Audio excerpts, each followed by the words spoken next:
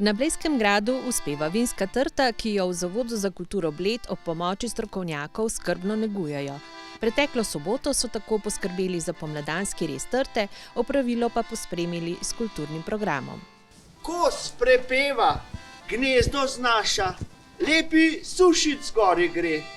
Nasmejoči kosa vpraša, poješ, tako zgodi že? Potomka stare trte z Lenta, ta z opisom v Guinnessovo knjigo rekordov uradno velja za najstarejšo trto na svetu, na Blejskem gradu raste na višini 599 metrov in je pomembna etnografska posebnost, saj raste najvišje od vseh potomk znamenite trte.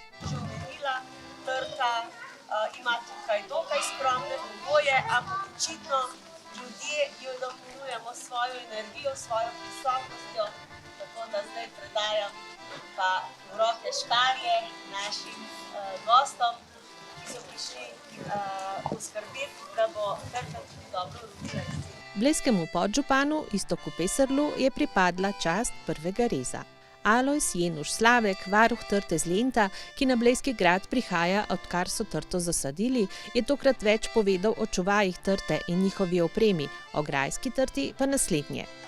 Vaša trta pa se tudi lahko že piše nekam, ker raze najvišje v Evropi, pa na svetu, če ne verjamete. Pa še nekaj je, tam tudi piše, da jo je posadil Jenuš Alojz Slavek. Evo, gledajte, kakva je.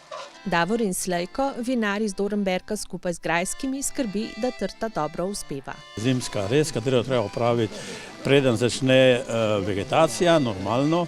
No, trta kot trta, glede na to, da ima pogoje, bom rekel, dokaj težke, se pravi, z vodo ima kar nekaj 10 metrov nizko, zemlje, se veste, tleve v golem kamnu, ampak sposobnost njeno vedno vsako leto obrodi normalno in še več, kakor bi si lahko želeli. Vino kot vino je vedno od trte modre kavčine ali pa mogoče od žametne črnine, ima sicer svoje lastnosti, ima svoje okusa, arome, normalno vino je svoje.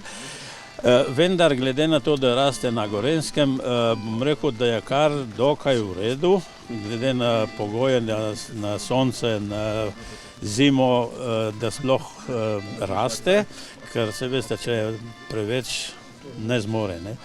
Imamo pa pridelano pol vina Dornberk v kleti na Primorskem, no in to vino pol prenesemo spet okrog vsaka trta, da bi svoj delež, svoje pač rodnost, tako da imamo vsi kot protokolarno darilo v majhni steklenički pod imenom Mladovita.